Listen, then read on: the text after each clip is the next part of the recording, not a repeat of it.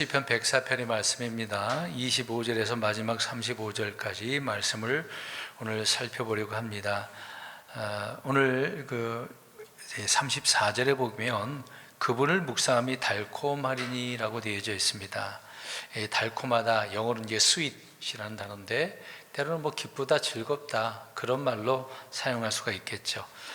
주님을 묵상하는 그 자체가 정말 달다, 달콤하다, 기쁘다, 즐겁다라고 말씀을 하고 있습니다. 근데 여기에 이제 묵상이라는 단어를 잠깐 살펴보고 한 절씩 살펴볼 텐데요. 예전에 일요일 날 설교할 때도 말씀드렸던 바가 있고 시편의 앞에 묵상이라는 단어를 여러 번 말씀드린 적이 있습니다. 한 번 더 짚어보고 넘어갔으면 좋을 것 같습니다.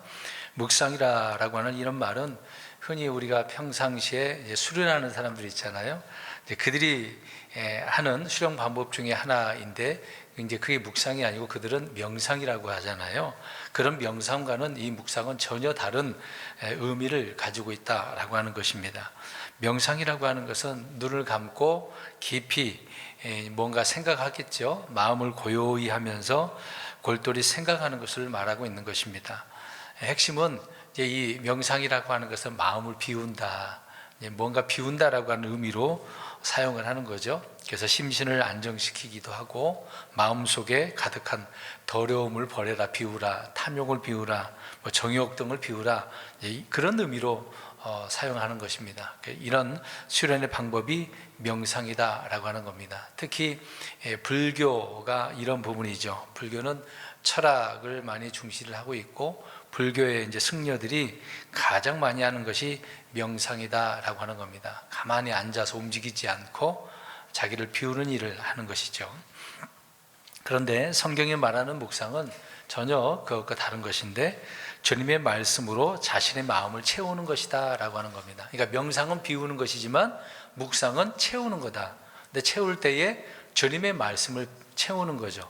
명상은 내 안에 있는 더럽고 추악한 정욕들을 비운다고 하겠지만 묵상은 주님의 말씀으로 내 마음을 채우는 거다라고 하는 겁니다. 하나님의 영으로 우리의 마음을 채우기 위해서 깊이 생각하는 것이 묵상이다라고 하는 것입니다. 명상은 고요히 눈을 감고 깊이 생각하는 것이라는 의미이겠습니다만은 묵상은 주의 말씀을 읊조리고 기도하는 것이 포함되어지는 부분이 되는 거죠. 읊조리면서 기도하는 겁니다. 깊이 주님의 말씀 내 마음속에 채우면서 읊조리기도 하고 또 기도하는 것을 말하고 있는 거죠. 또 명상은 속에 있는 마음의 그릇에서 비우는 것이 되겠습니다만은 말씀드린 것처럼 묵상은 계속해서 말씀을 채우는 거다라고 하는 부분입니다. 반복적인 것을 한 번 더 말씀드렸습니다. 주께서는 주의 성막을 지을 때에 우리가 이제 구약을 읽어보잖아요. 율법서를 읽어보면 아홀리압과 부살렐이 나옵니다. 그 두 사람에게 하나님께서 지혜와 또 영으로 지혜의 영으로 충만케 해주셨다라고 하는 것을 알 수가 있습니다. 여기서 사용된 충만이라는 단어가 가득 채운다는 의미잖아요. 충만, 가득 만자에다가 충을 넘치는 그 충을 말하는 거죠. 가득 채운다라고 하는 의미로 출애굽기 35장 35절에 그렇게 말씀을 하고 있습니다. 마음의 지혜로 그들을 충만하게 하사. 말씀이 들어가니까 지혜가 충만하게 되겠죠. 그래서 하나님은 이렇게 뭔가 우리 안에 채우시는 분이다 라고 하는 것입니다. 다른 표현으로 기쁨과 평강을 채우시죠. 은혜와 복을 채우시기도 하고 지혜를 충만케 하시고 주의 영을 충만케 하시는 그런 부분입니다. 그럴 때 이제 충만이라는 단어를 사용하는 거죠. 그러니까 이런 것들을 우리 안에다가 하나님은 채우시는 분이다 라고 하는 겁니다. 또 나아가 우리의 마음은 주님으로부터 그래서 우리는 체험을 늘 받아야 되는 거죠. 이런 체험을 받기 위해서는 우리가 할 수 있는 일이 늘 반복적인 부분이지만 기도해라, 성경 읽어라, 묵상해라, 찬양해라, 그런 부분 아니겠습니까? 또 심지어 주님 앞에 이제 엎드려서 경배하는 것이고 또 우리가 믿음의 선한 교제를 나누는 것이고 또 복음을 선포하는 것, 여러 가지 이런 표현으로 할 수 있겠습니다만은 가장 확실한 한 가지가 주님의 그분의 말씀을 내 안에 채우는 것이 묵상이다라고 하는 겁니다. 중요한 핵심적인 부분이 말씀을 채운다.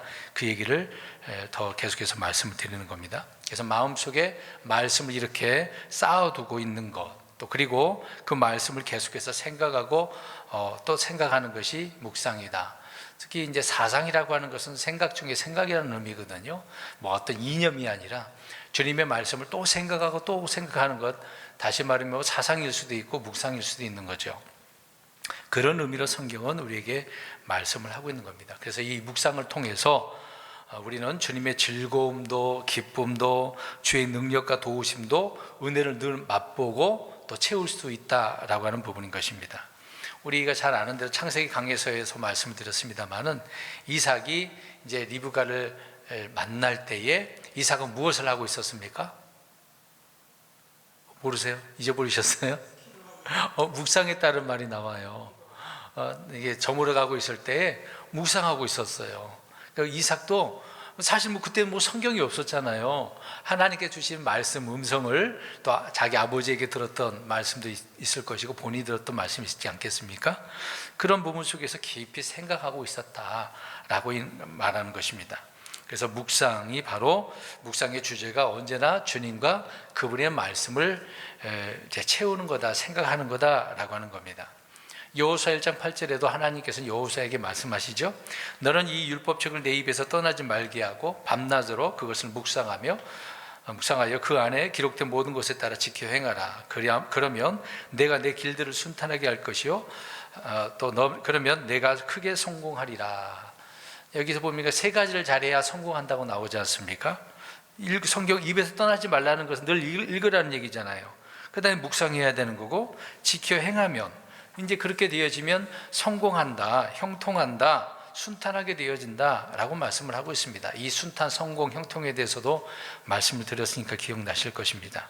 어찌됐든 앞에서 말한 이 세 가지가 성도들에게 확실한 성공의 지름길이다 라고 하는 것을 볼 수 있듯이 우리는 늘 묵상이 이렇게 해야 되겠죠. 또 여기서 성경을 읽는다라고 할 때 소리 내서 읽으라는 거예요. 사실상 우리는 눈으로만 마음으로만 생각하면서 읽겠죠. 그러나 입으로 소리 내서 읽는 게 가장 효과적인 방법입니다. 그건 성경이 그렇게 말하고 있어요. 성경을 읽으라라고 할 때 대부분 소리 내서 읽는 것을 이야기합니다. 그냥 가만히 입 다물고 그렇게 하라는 것은 아니죠. 물론 우리가 조용히 내 입 다물고 읽을 수도 있겠지만 성경을 1차적으로 소리 내서라고 말합니다. 이렇게 읽으라고 하는 부분은 의미를 생각하고 읽는 것은 우리가 오래도록 기억할 수 있기 때문에 그렇습니다. 삼박자가 맞아야 된다고 그러잖아요. 눈으로, 입으로, 귀로 이 세 가지가 딱 돼야만이 오래도록 기억을 할 수 있다고 말합니다. 그래서 묵상이라고 하는 것은 생각하는 것을 입으로 읊조리는 것이다 라고 하는 겁니다. 그럴 때 우리의 어떤 뇌의 기능이나 심리적인 안정에도 훨씬 도움이 되고 유익이 되기 때문에 그러는 것이죠. 그래서 성경을 읽을 때 마음이 평안해졌다, 안정적으로 어떤 심리적 불안이 올바르게 돌아왔다, 그런 표현을 할 때도 많이 있습니다. 그래서 대부분 우리의 믿음의 조상들은 소리내서 성경을 읽었고 떠나지 아니하게 했다, 그것을 또 묵상했다라는 것입니다. 이런 부분을 우리가 기억을 하고 늘 주님의 말씀을 묵상할 수 있는 저와 여러분들이 되었으면 좋겠습니다.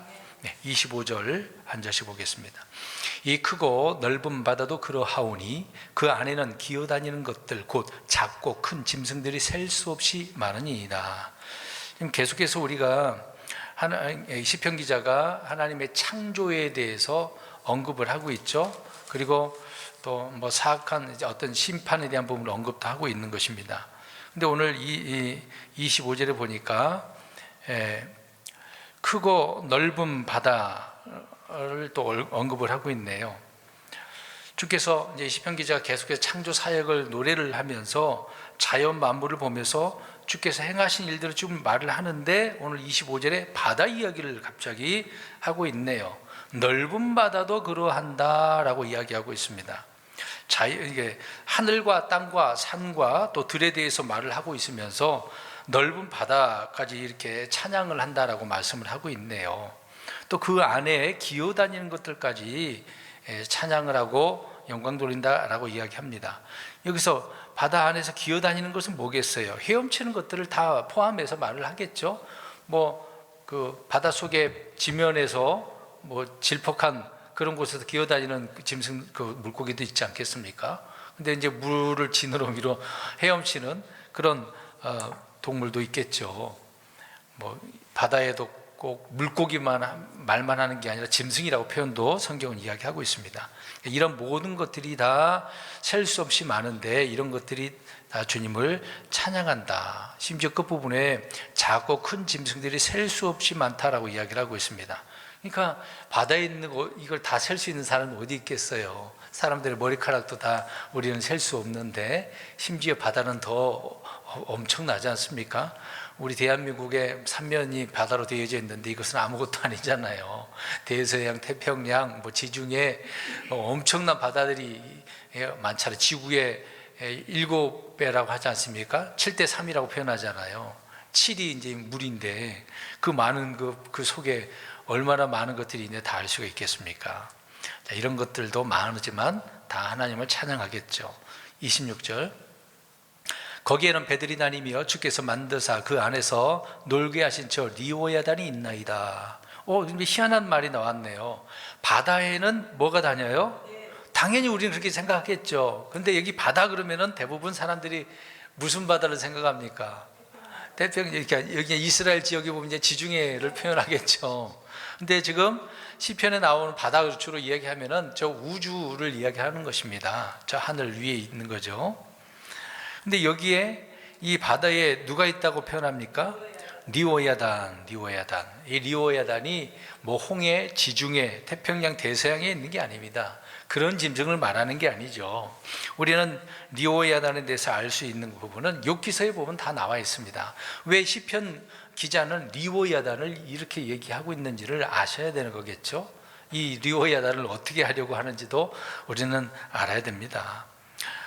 욥기서 41장 1절에 뭘 찾지 마세요. 제가 그냥 읽겠습니다. 내가 낚싯바늘로 리오야단을 끌어낼 수 있느냐, 혹은 내가 늘어뜨리는 줄로 그의 혀를 끌어낼 수 있느냐 라고 이런 말씀하고 있습니다. 옛날에 성경에는요 악어로 되어 있어요. 낚싯바늘로 악어는 낚을 수 있어요 없어요? 있어요. 악어 낚을 수는 있어요. 근데 여기는 지금 무슨 짐승이에요? 리오야단이라고 합니다. 리오야단이 만일에 악어처럼 하마나 고래나 그런 동물이라고 한다면 얼마든지 긴 늘어나는 그런 낚싯줄로 낚을 수는 있어요. 심지어 우리가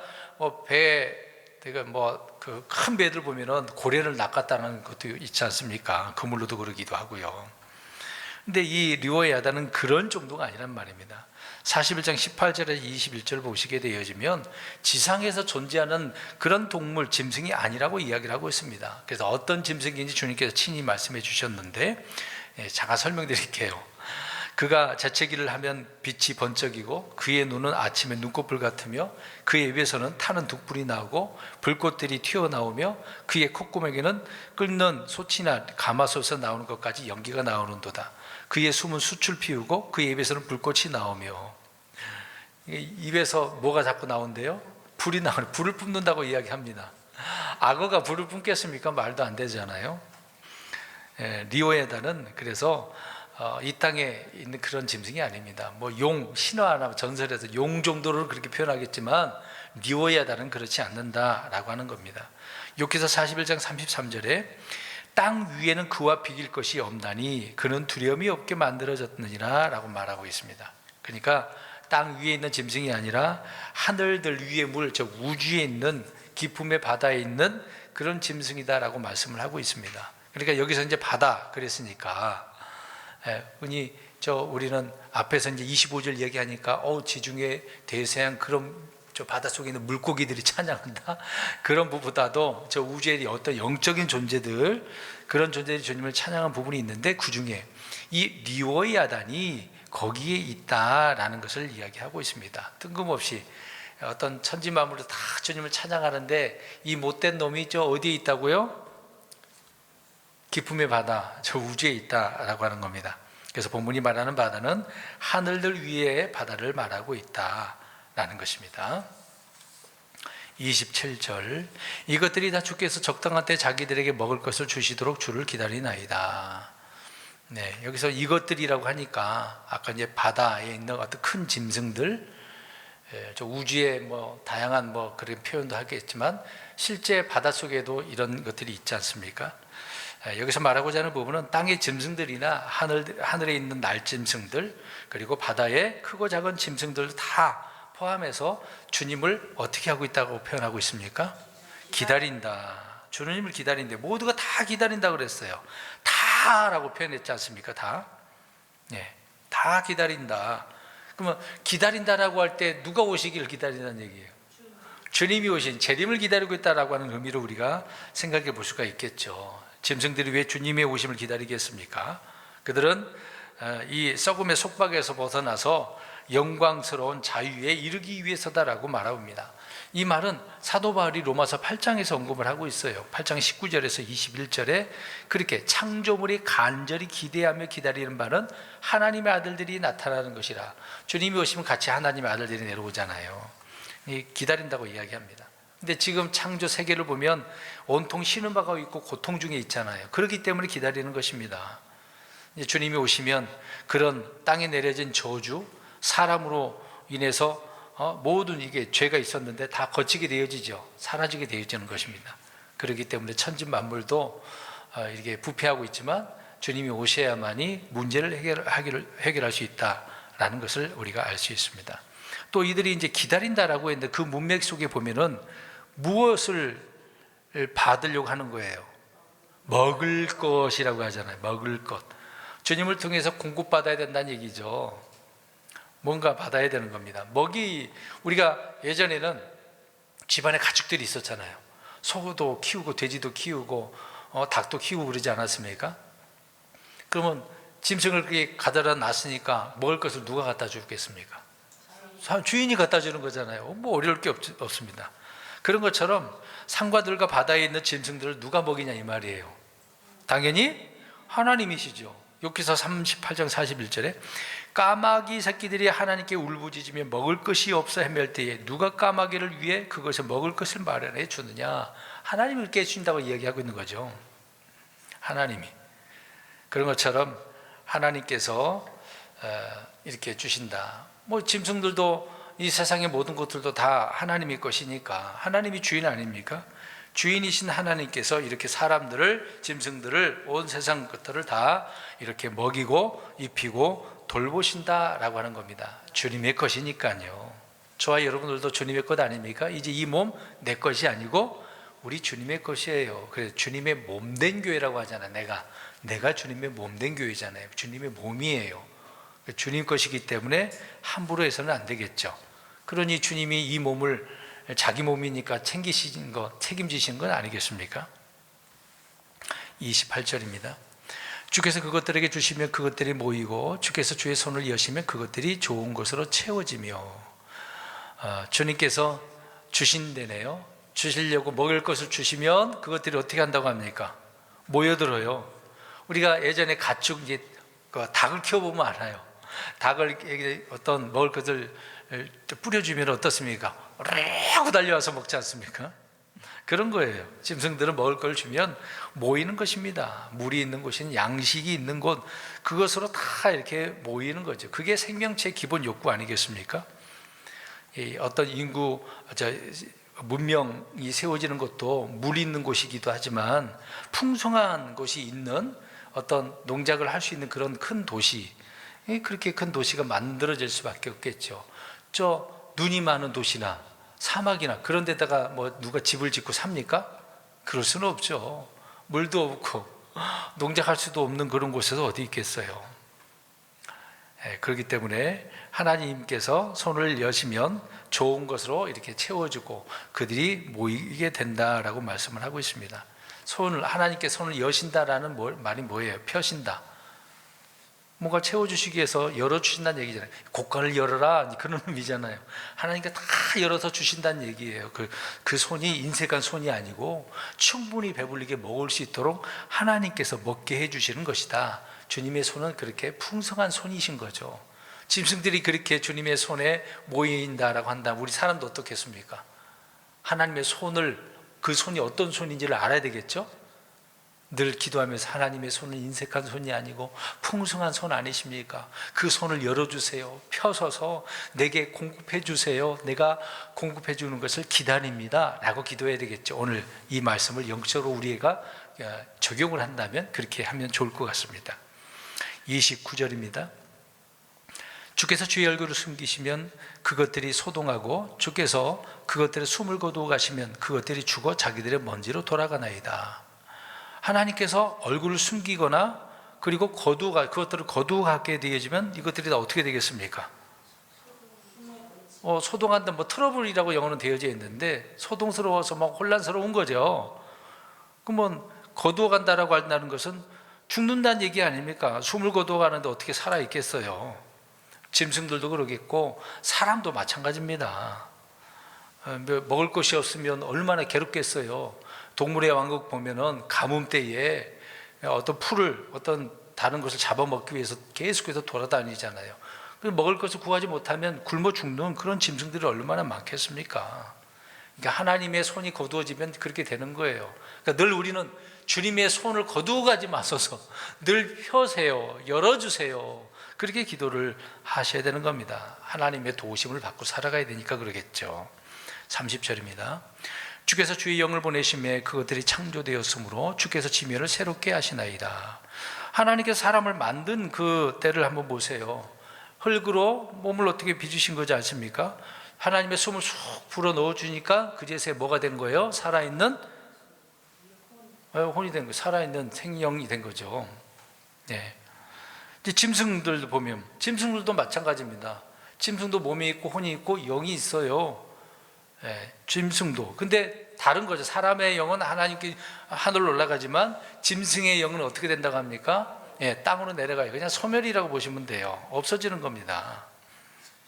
예, 그 짐승의 존재가 이런 존재라는 것을 알 수가 있겠죠. 31절입니다. 어려운 구절이 아니기 때문에 넘어갑니다. 주의 영광이 영원히 지속되리니 주께서 친히 행하시는 일들을 기뻐하시리로다. 영원히 지속되는 게 여러 가지가 있겠지만 영광도 지속된다고 합니다. 그러니까 하나님의 영광을 함부로 가로채서는 안 되죠. 하나님은 내 영광을 다른 자에게 준 적이 없다고 말하고 있습니다. 그러니까 하나님의 백성이 하나님께 영광을 돌려야 되겠죠. 물론 주님을 믿지 않는 자들도 하나님께 영광 돌려야 돼요. 헤롯이 영광 돌리지 않냐고 자기가 잘났다고 하다 보니까 벌레가 먹어서 죽었는데 천사를 통해서 죽이게 하셨지 않습니까? 그렇게 죽어요. 하나님의 영광, 이 영광은 영원히 지속된다라고 말씀을 합니다. 주님의 말씀도 영원하고 권능도 영원하고 주님의 일들도 영원하니까, 주께서 행하시는 이런 것들이 다 영원하니까 이런 것들을 다 어떻게 해야 됩니까? 기뻐해야 돼요. 하나님이 하신 일들이 얼마나 놀라운데요. 우리는 기뻐하고 또 기뻐할 수 있는 그런 믿음의 사람들이 되었으면 좋겠습니다. 32절은 재림구절인데, 그분께서 땅을 바라보시니 땅이 떨며 그분께서 산들을 만지시니 산들이 연기를 내는도다. 하나님께서 땅을 바라보시네요. 이 의미는 땅을 왜 쳐다보시겠어요? 심판하려고. 그래서 땅이 떨어요. 진동을 하는 겁니다. 주께서 오시면 땅이 진동하겠죠. 이제 심판이 임박한 그런 상태를 말씀해 줍니다. 산들을 만지니까 연기가 났어. 뭔가 하나님께서 불로 때려버린 거네요. 강하게 유황불을 내리든 무슨 불을 내리든 그렇게 하니까 여기저기에서 다 타서 연기가 나는 겁니다. 우리가 산불만 나도 나무만 타는 게 아니잖아요. 거기에 있는 짐승들도 다 타서 죽는 거고 사람도 있으면 다 죽는 것입니다. 무시하지 않겠습니까? 이렇게 심판이 집행되었기 때문에 떤다라는 것을 알 수가 있습니다. 33절, 내가 사는 동안에 주께 노래하며 내가 존재하는 동안에 노래로 내 하나님을 찬양하리로다.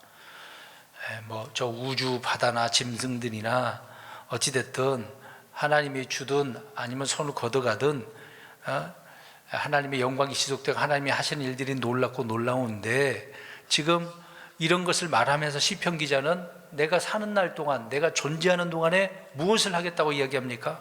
노래하고 찬양. 예, 주님을 찬양하겠다, 노래하겠다, 가만히 있지 않겠다는 얘기예요.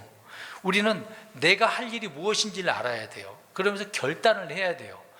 일요일날 우리가 주를 경배하는 거 목숨 걸고 난 다른 날은 모르겠다, 난 이 날은 꼭 주님 앞에 영광을 돌리겠다, 그런 결단이 있어야 되는 거죠. 기도도 마찬가지로 성경에 있는 것도 그렇고 하루 했다가 말았다가 기분 좋으면 했다가 기분 안 좋으면 안 했다가 그러면 안 되죠. 물론 피곤하지 못할 수도 있어요. 힘든 일이 있으면 그럴 수도 있어요. 그러나 늘 돌아와야지. 근데 한번 방황하면 안 돌아오더라고. 돌아올 때 굉장히 힘들어. 막 버거워해. 다시 시작하려고 하면은 너무나 힘들어서 잘 안 돼요. 성경 있는 것도 안 읽다가 읽으면은 어떻습니까? 몇 구절 읽다가 눈꺼풀이 감겨. 그리고 읽다가 이 구절을 읽긴 읽는데 딴 생각해. 그런 경우가 너무도 많죠. 늘 가까이 하지 않고 집중하지 않아서 그런 문제가 생기는 것을 볼 수 있습니다. 어찌됐든 우리는 내가 사는 동안, 내가 존재하는 동안 마땅히 내가 해야 될 일, 하나님이 하실 일도 있겠지만 내가 해야 할 일들을 우리 반드시 해야 되겠죠. 스스로가 이런 결단을 할 수 있는 저와 여러분들이 되시기를 바랍니다. 34절 앞에서 말씀드린 내용인데요, 내가 그분을 묵상하며 달콤하리니 내가 주를 즐거워하리로다. 그 중에 하나 또 내가 노래한다라고 하면서 또 시편 기자는 내가 어떻게 하겠다? 주의 말씀들을, 주님을 묵상하는 거, 이게 늘 해야 되니까 즐거운 일이 아닙니까? 주님을 묵상한 자체가 이렇게 기쁘고 행복한 것인데 그러다 보니까 달콤한 거예요. 말씀이 송이꿀보다 달다라고 하잖아요. 얼마나 단지 주님만 생각만 해도 막 기쁜 거고 즐거운 거예요. 막 은혜가 되고 절로 막 웃음이 나오고, 그래서 때로는 막 바보처럼 미친 사람처럼 이렇게 웃을 수도 있는 거잖아요. 얼마나 놀랍고 감사한지 그렇게 우리는 달콤함을 느낄 수 있습니다. 성도들이 주의 말씀을 읽고 깨달을 때 얼마나 기쁨과 즐거움이 있는지를 스스로 이건 경험해야 돼요. 앞에서 아무리 이야기해도 소용없어요.